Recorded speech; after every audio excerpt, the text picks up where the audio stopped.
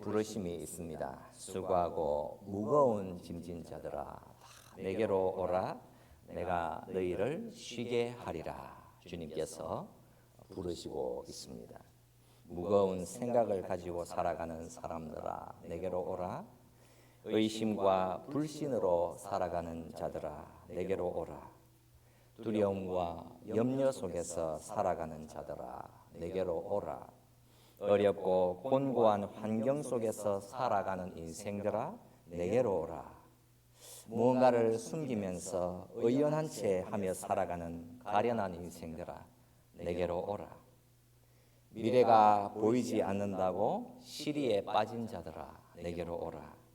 무언가로 배가 부르고 인생이 주는 기쁨에 취한 자들아 다 내게로 오라. 튼튼하고 건강한 자들아 내게로 오라. 몸이 아프고 연약한 자들아 내게로 오라. 예수님의 부르심은 모든 인생들을 향하여 모두를 다 부르시고 있습니다. 지친 노동자들아, 곤배함 속에서 방황하는 인생들아, 대양과 대륙을 떠도는 인생들아, 병상에 누워있는 자들아, 분노하는 자들아, 고통 가운데 낙심하는 자들아 다 내게로 오라 부르시고 있습니다. 수고하고 무거운 짐을 진 자들이 누구입니까? 죄악 세상에서 살아가는 모든 인생들입니다. 모든 죄인들입니다. 예수님의 이 부르심은 사실은 훨씬 더 정확하게 표현이 되어야 합니다. 수고하고 무거운 짐을 지고 있다고 생각하는 자들아 내게로 오라가 아니라 너희는 모두가 다 수고하고 무거운 짐을 진 자가 되어야 한다. 수고하고 무거운 짐을 질 수밖에 없는 너희들아 내게로 오라. 이렇게 부르시는 것입니다. 세상에 있는 모든 인생들은 다들 무거운 짐을 짊어지고 있습니다. 우리의 연수가 70이요 강건하면 80이라도 그 연수의 자랑은 수고와 슬픔뿐이요 라고 말씀합니다. 이 본문 말씀에서 수고하고 무거운 짐이 구체적으로 가리키고 있는 것은 사실은 훨씬 더 구체적인 것입니다. 마태복음은 유대인들을 1차 대상으로 해서 기록하였습니다. 그렇다면 예수께서 말씀하시는 무거운 짐이라고 하는 것은 바로 율법이라는 짐을 가리키고 있는 것입니다. 유대인들은 율법을 자신들의 어깨 위에 짊어지고 하루하루를 살아야 했습니다. 이들이 율법이라는 멍에를 지기 시작한 나이는 구체적으로는 13살부터였습니다. 만 13세가 된 유대인 소년들을 가리켜서 바르 미츠바라고 하였고 이제 이들은 바로 계명의 아들, 율법의 아들이 됩니다. 23세의 나이에 이들은 유대인의 성인으로 간주가 되며 이제 이들은 스스로의 행동의 책임을 지고 모세 오경에 근거하여서 유대인들이 만들어낸 긍정계명 248개, 부정계명 365개, 총 613개의 계명을 지켜야 하는 주체가 됩니다. 금요일 해질녘부터 토요일 해질녘까지 모든 생업을 중단하고 안식일을 준수해야 하고 6월절, 7.7절, 초막절 등 절기를 반드시 지켜야 하며 식생활의 성별을 준수하는 코시어법을 준행해야 하고 사회적 정의와 윤리를 실행해야 하며 교육과 예배를 철저히 준수해야 합니다. 유대인들에게 있어서는 모세가 그들의 삶의 최종적인 권위자가 됩니다. 하나님의 계명과 율법이 그들의 삶에 깊이 자리를 잡고 있는데 소가 멍에를 매듯이 유대인들은 율법이라고 하는 멍에를 짊어지고 살아야 했습니다. 그렇다면 여러분, 문제가 어디에 있겠습니까? 율법의 조문을 지키면 하나님의 의에 이르지만 그렇지 못하면 하나님으로부터 영적으로 끊어지는 벌을 받게 된다고 생각했습니다. 율법을 어기면 복을 상실하게 되고 가뭄, 질병, 전쟁 등의 저주와 고통이 임한다고 생각했습니다. 결국 유대인들 자신들도 사실은 다들 무언가를 감지하고 있었습니다.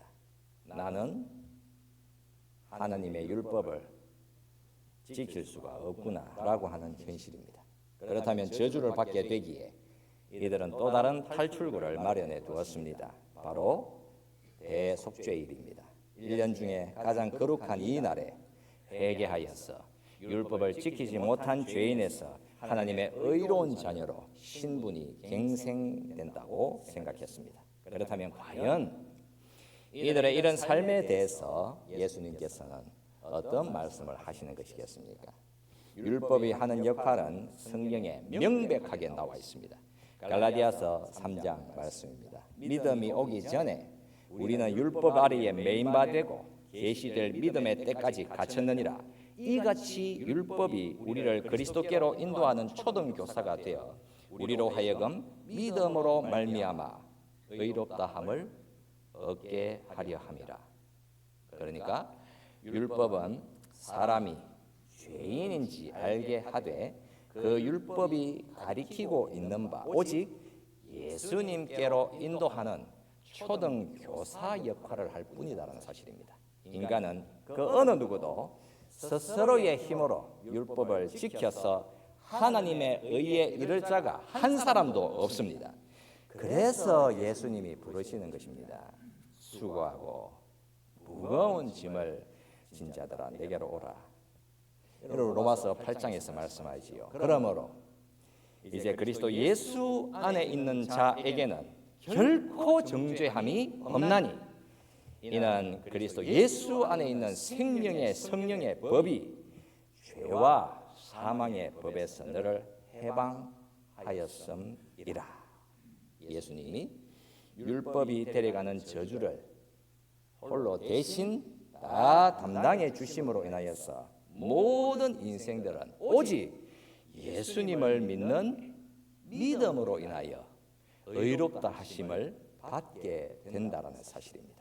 그래야 예수님이 주시는 안식이라고 하는 것이 무엇입니까? 바로 우리가 예수님을 믿고 의지하며 사는 것입니다. 십자가에서 예수님이 다 이루었다라고 말씀을 하셨는데 그 다 이루심을 믿는 것이 여러분 참된 안식인 것입니다. 은혜가 임하는 곳에 자유함과 평강이 임하게 되는 것이지요. 우리가 이 본문의 말씀을 좀 더 구체적으로 적용을 하면서 말씀을 살펴보겠습니다. 예수님의 부르심이 임하게 됩니다. 다 내게로 오라. 여기에서 예수님이 가리키는 나라고 하는 것은, 나라고 하는 그분은 아주 구체적인 분을 가리키고 있지 않습니까? 반드시 그 나가 가리키는 바 예수님께로 가야 한다는 사실입니다. 그렇다면 이 세상 종교들은 무엇이라고 반응을 하겠습니까? 기독교라고 하는 종교에 대해서 거부감을 가지지 않겠습니까? 왜 그러냐? 기독교에서는 오직 예수만이 유일한 생명의 길, 구원의 길이라고 주장하기 때문입니다. 본문 27절에서 예수님이 무엇이라고 말씀을 하고 있습니까? 내 아버지께서 모든 것을 내게 주셨으니 아버지 외에는 아들을 아는 자가 없고 아들과 또 아들의 소원대로 계시를 받는 자 외에는 아버지를 아는 자가 없느니라. 여러분 이 말씀을 보면 세상 사람들의 눈에는 사실 너무나도 좁아 보이는 진리입니다. 아버지 외에 아들을 아는 자가 없고 아들 외에는 아버지를 아는 자가 없다라고 말씀을 하셨습니다. 바로 이 아들을 통해서만 하나님을 알 수 있고 그리하여 이 아들은 무한한 존재이심을 밝히고 있는 말씀입니다. 예수님의 이 말씀은 사실 세상의 그 어떤 지혜보다도 가장 긍정적이고 가장 포용적이며 가장 인격적인 것입니다. 겉으로 보아서는 너무나도 좁아 보이지만 사실은 전혀 그렇지 않습니다. 본문 25절 말씀을 보겠습니다. 그때에 예수께서 대답하여 이르시되 천지의 주제이신 아버지여 이것을 지혜롭고 설기 있는 자들에게는 숨기시고 어린 아이들에게는 나타내심을 감사하나이다. 여러분 이 말씀을 보면 두 종류의 사람이 대조가 되고 있지 않습니까? 한 부류는 어떻습니까? 지혜롭고 설기로운 자들입니다. 그 반대편은 누가 있습니까? 어린 아이들이 있습니다. 이 말씀에서 하나님의 진리에 대해서 전하는 바 지혜롭고 설기 있는 자들은 못 본다. 그러나 어린 아이들은 본다. 라고 말씀을 하고 있습니다. 도대체 누가 지혜롭고 설기 있는 사람들입니까? 세상이 출산해내는 인간의 지혜와 인간의 철학에 기대어서 스스로의 힘과 지혜로 하나님의 진리를 찾아 나서는 사람들입니다. 너무나도 총명해 보이고 찬란해 보이는 눈과 머리로 크고 놀라운 진리를 그들이 원하면 기꺼이 만날 수 있을 것처럼 보입니다. 그러나 이들은 하나님의 진리를 볼 수 없습니다. 왜 그렇습니까, 여러분? 하나님께서 숨기셨기 때문입니다. 그러나 어린 아이들에게는 나타내셨다라고 말씀합니다. 심지어 어린 아이들이 하나님의 진리를 볼 수 있다라고 말씀하고 있습니다. 여러분, 여기에 표현된 어린 아이는 헬라어 네피오스라는 말입니다. 네피오스라는 이 단어는 부정접두사 네라는 말과 말을 뜻하는 에포스라는 단어가 합성되어 있습니다. 그러니까 문자적으로 표현하면 말하지 못하는 자입니다. 더 구체적으로 표현하면 유아라는 표현이며 나이를 질문한다면 대략 1살부터 6살까지를 가리킵니다. 이런 네피오스라는 어린 유아에게도 하나님의 진리를 나타내셨다라고 말씀하고 있습니다. 여러분, 이게 정말 충격적인 사실 아니겠습니까? 어린아이, 아이가 뭘 알겠어라고 말하지 않습니까? 어린아이 유아가 어떻게 진리를 추구하고 그런 진리를 알 수 있겠습니까? 그러니까 스스로의 힘으로 하나님을 찾아 나서는 것은 불가능하기에 어린아이에게는 하나님이 계시를 주셔야 진리를 알 수 있다는 말씀입니다.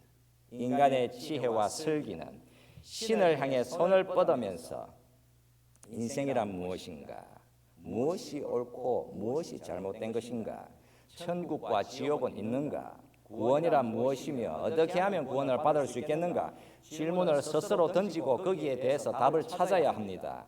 그러나 인간의 지혜로는 절대로 하나님의 진리를 알 수도 없으며 거기에 도달할 수도 없습니다. 그러나 여러분, 어린아이는 어떻습니까?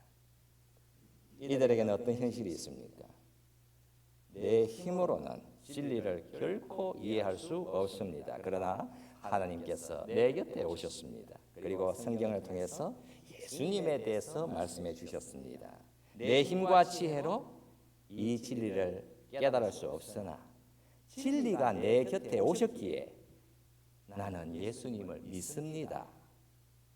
어린아이의 입술에서 이런 고백이 나오고 이 놀라운 영광 앞에 어린아이조차 서게 된다는 것입니다. 세상의 지혜로운 자들이 내어놓는 답이 어떠합니까? 신이 있는지, 삶의 의미가 무엇인지, 무엇이 올바른 것인지 최종적인 답은 없습니다. 절대적인 진리는 없습니다라고 하니까 마치 그 말이 너무나도 세련된 대답처럼 보이지만 그리하여 마치 모든 진리들을 다 포용하는 사람인 것처럼 보이기는 하지만 사실은 맹인, 아무것도 볼 수 없는 사람들이다라는 사실입니다. 세상에 슬기로워 보이는 자들이 내어놓는 대답, 우리는 인간의 지혜만 있을 뿐입니다. 모든 종교는 다 똑같습니다. 다 같이 있습니다. 진리는 배타적이지 않습니다. 참으로 훌륭한 대답을 내어놓는 것 같아 보입니다. 그러나 여러분 어떻습니까? 이들의 주장은 상당히 많은 것을 받아주는 것처럼 보이지만 사실은 너무나도 배타적인 주장들입니다. 진리는 배타적이지 않다라고 주장하는 순간 그 주장은 곧바로 배타적인 주장이 되는 것입니다. 그러니까 스스로 모순에 빠져버리는 순간인 것이지요. 세상의 지혜가 어리석을 수밖에 없는 이유가 있습니다. 가령 기독교라고 하는 것은 너무나도 배타적이다. 기독교 진리뿐만 아니라 다른 종교적인 진리도 진리다라고 주장하면서 이분법적인 사고를 공격하려고 하면 바로 그 순간 이미 그 사람도 또 다른 배타적인 진리를 체계를 사용해야 하기 때문입니다.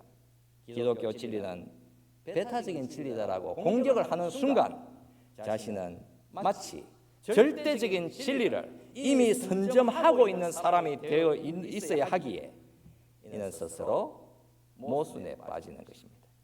진리 전체를 다 알지 않고서 어떻게 당신의 진리는 부분적인 진리다라고 주장할 수가 있겠습니까? 오직 하늘에서 진리를 가지고 계셨다가 아래로 내려오셔서 그 진리가 무엇인지 보여주신 분만이 진리를 알 수 있는 것입니다. 이것 아니면 저것의 사고를 하지 말고 이것도 저것도라는 사고를 하자고 인생들이 주장하는 순간 이 주장을 하는 사람 역시 이것 아니면 저것의 사고에 빠져버리게 되어 있는 것입니다. 여러분, 우리가 길을 건너가려고 하는데 이렇게 이제 그러면 오른쪽과 왼쪽을 살피면서 길을 건너가지 않겠습니까? 만약에 버스가 아주 빨리 오고 있더라. 그렇다면 여러분, 오는 버스를 그냥 무시하고 그냥 건너가게 되면 차에 치여 죽거나 아니면 혹여나 살 수 있거나 그 중 하나 아니겠습니까? 둘 다일 수는 없는 것입니다. 예수님이 지혜롭고 설기 있는 자들에게는 숨기시고 어린아이들에게는 나타내심을 감사하나이다라고 말씀을 하실 때에 기독교 진리라고 하는 것은 바로 하나님의 계시의 사건, 그러니까 하나님이 열어서 보여주셔야 알 수 있다는 말씀인 것입니다. 그렇다면 바로 여기에서 기독교 진리의 토대와 기준이 생겨나는 것입니다. 겉으로 보기에는 너무나도 좁아 보이지만 사실은 가장 긍정적이고 확실한 것입니다. 모든 종교, 모든 진리는 다 괜찮다라고 말을 하는 순간 이 주장의 판단의 근거는 오직 자기 자신이기 때문에 가장 편협한 상태에 놓여져 있으며 가장 배타적인 주장이 되는 것입니다. 질문을 이렇게 한번 해보겠습니다. 누가 하나님의 나라에 들어갈 수 있겠는가? 여러분, 이 질문에 예수님이 무엇이라고 대답을 하십니까? 지혜롭고 설기 있는 자들에게는 숨기시고 어린 아이들에게는 나타내심을 감사하나이다. 수고하고 무거운 짐을 진 자들아, 다 내게로 오라. 내가 너희를 쉬게 하리라. 여러분, 무엇이 밝히 보이는 것입니까? 나는 지혜가 없습니다라고 말하는 어린 아이들이 보이는 것입니다. 내가 어리고 연약하고 힘이 없다라는 사실을 아는 사람, 수고하고 지친 자들이 보입니다. 기독교는 너무도 배타적이지만 그 배타성 안에 정말 놀라운 은혜가 들어있으며 이 세상의 모든 사람들을 다 부르시고 있는 것입니다. 세상의 종교가 착하고 선한 사람은 구원을 받을 수 있으나 악한 사람은 안 된다라고 주장을 한다면 여러분, 이런 것처럼 배타적인 것이 어디에 있겠습니까?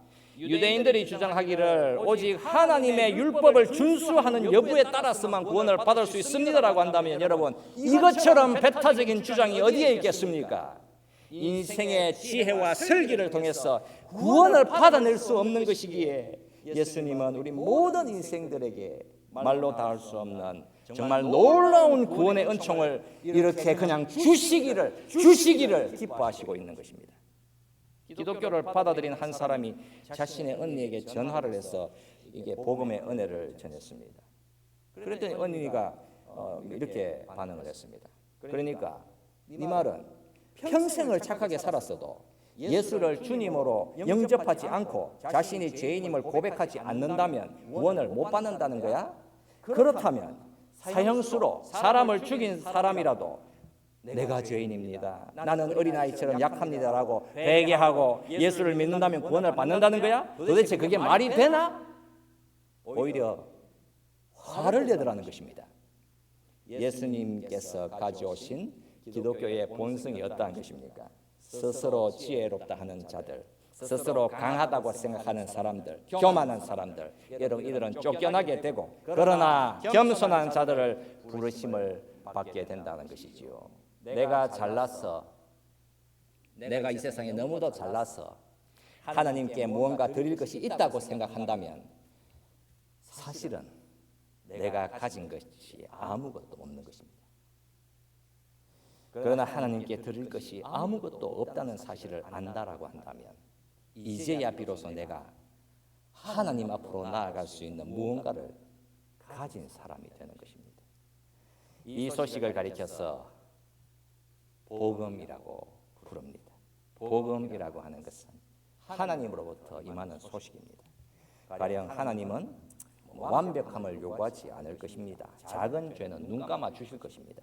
그러나 큰 죄는 용서받을 수 없습니다. 사소한 죄는 괜찮습니다 라고 말을 한다면 이 사람은 자신의 구원관을 스스로 만들어낸 것이기에, 그렇다면 하나님이 주신 것이 아니기 때문에 다른 복음, 그러니까 거짓 복음, 가짜 복음을 믿고 사는 것이 됩니다.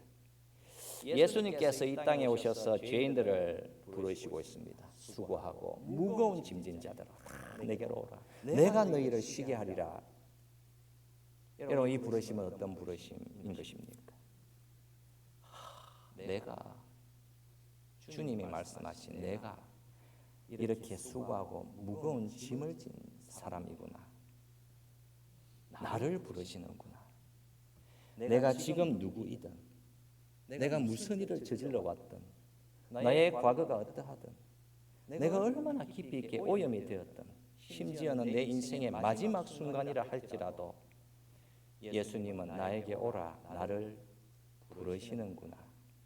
여러분, 바로 이 부르심인 것입니다. 나는 없구나. 나는 결핍되어 있구나. 내가 수고하고 무거운 짐을 진 자구나. 도덕적으로, 율법적으로도, 영적으로도 나는 실패자구나. 여러분, 어떻습니까? 예수님께서 내게로 오라고 부르시고 있기 때문에 바로 그 예수님에게 답이 있는 것입니다. 본문 27절 말씀에서 기독교가 무엇인지 예수님께서 밝히 말씀해 주시고 있습니다. 내 아버지께서 내게 모든 것을 주셨으니 아들 외에는 아버지를 아는 자가 없느니라.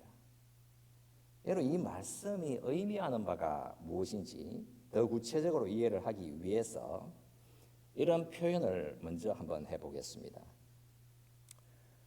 너는 나 없이는 선해질 수 없다. 너는 나 없이는 지혜로워질 수 없다. 너는 나 없이는 행복해질 수 없다. 너는 나 없이 착하게 살 수 없다. 여러분, 어떻습니까? 예수님께서 이런 말씀을 하시고 있습니까? 여러분, 아니지요. 이렇게 말씀을 하시지 않았습니다. 여러분, 예수님이 없어도 사람들의 눈에 보기에 선할 수도 있고 지혜로워 보일 수도 있고 행복함을 느낄 수도 있고 얼마든지 착하게 살 수도 있겠지요. 사실 이 모든 것은 전부 다 부차적인 것입니다. 기독교는 여러분 이런 것을 전하는 것이 아니라 가장 중요한 것을 전하고 있지 않습니까? 여러분, 그 말씀이 무엇입니까? 예수님께서 말씀을 하시잖아요. 너는 나 없이는 결코 하나님을 알 수 없다. 충격입니다. 이게 삶의 지혜라든가 삶의 윤리, 법과 도덕과 질서, 이 모든 것들은 여러분 다른 어떤 종교들을 통해서도 다 얻어낼 수 있는 것입니다. 예수님은 너는 나 없이도 선해질 수 있다. 너는 나 없이도 도덕적일 수 있고 지혜롭고 행복할 수도 있다. 그러나 네가 만약에 내가 없다면 너는 절대로 하나님을 알 수는 없다라고 말씀하시고 있습니다. 오직 예수를 통해서만 하나님이 누구신지 알 수 있으며 오직 예수 그를 통해서만 하나님께로 갈 수 있다고 말씀하고 있는 것입니다. 이게 기독교인 것입니다. 성경은 질문합니다. 당신은 하나님 아버지를 아십니까? 여러분, 우리가 하나님을 알 수 있습니까?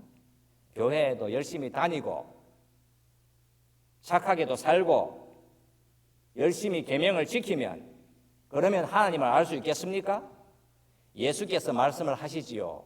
내 아버지께서 모든 것을 내게 주셨으니 아들 외에는 아버지를 아는 자가 없느니라. 여러분, 성경에서 영원한 생명과 영원한 영생, 영원한 삶에 대해서 무엇이라고 구체적으로 선포를 하고 있습니까? 요한복음 17장 3절에서 말씀을 하지요. 영생은 곧 유일하신 참 하나님과 그가 보내신 자 예수 그리스도를 아는 것이 니이다. 여러분, 예수 그리스도를 아는 것이 영생인 것입니다. 예수님은 하나님이 사람이 되어 오신 인격인 것입니다. 인격이시기에 어떻습니까? 우리를 안아주실 수도 있으시며, 인격이시기에 우리를 위해서 우실 수도 있으시며, 인격이시기에 우리를 향한 기쁨과 사랑을 표현해 주실 수도 있습니다. 예수님 그는 막연한 힘과 에너지가 아닙니다. 율법을 어깨에다 짊어지고 일평생을 참 평강을 만날 수 없어서 무거운 짐을 자고 살아가는 그런 유대인들에게 예수님께서는 십자가의 은혜를 안겨주신 거 아닙니까? 십자가에서 그들의 죄를 다 짊어지시고 몸이 찢겨지실 때에 성전을 가로막고 있던 그 휘장, 하나님이 임재 앞으로 나아갈 수 있는 그 휘장도 함께 완전히 찢겨졌습니다. 예수님의 죽으심은 유대인들과 하나님 아버지를 가로막고 있던 그 불가능한 장벽을, 그 율법의 장벽을 찢어버린 사건이었던 것입니다. 그래서 히브리서 10장에서 선포를 하는 것입니다. 그러므로 형제들아, 우리가 예수를 힘입어, 예수의 피를 힘입어 성소에 들어갈 담력을 얻었나니 그 길은 우리를 위하여 휘장 가운데로 열어놓으신 새로운 살 길이요. 너무나도 구체적으로 말씀을 하지요. 율법의 저주를 예수님이 다 담당하시고 십자가의 죽음으로 승리를 하셨습니다. 우리가 이 말씀의 의미를 생각하면서 잠시 기도드리도록 합시다. 이제 저와 여러분들은 겉으로 보면 너무나도 배타적으로 보이는 기독교, 그러나 가장 큰 사랑과 은혜를 주신 분 예수 그리스도를 알아가는 믿는 삶을 이 땅에서 사는 것입니다. 우리가 하나님께로 이르는 길은 절대로 다양하지 않습니다.